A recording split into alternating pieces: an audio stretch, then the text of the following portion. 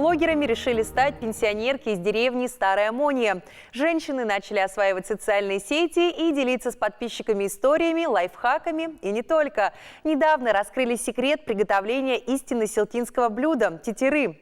Наливаем молоко, кипяченое молоко, доводим до кипения. Добавляем крупу, любую крупу. Главное, побольше молока и обязательно в конце добавить куриное яйцо, чтобы получились правильные лепешки. Это тетира – блюдо, которое придумали здесь, в Селтинском районе.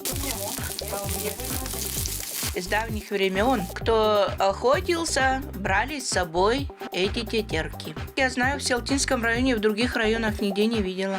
Этому блюду в Новой Моне отдельное внимание. Пару лет назад тут даже стали проводить тетира-фест. Но теперь лепешки из крупы в интернет-роликах. Активные пенсионерки решили вести собственный блог. В нем рассказывают о том, чем занимаются внуки, о том, как съездили в соседний город, как проводят свои дни. Или вот также делятся лайфхаками, полезными рецептами.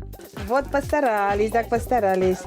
Просмотров пока немного, но начинающие блогеры не переживают. Если что, внуки помогут. Сделают пару репостов, и тогда об их бабушках точно узнает вся республика.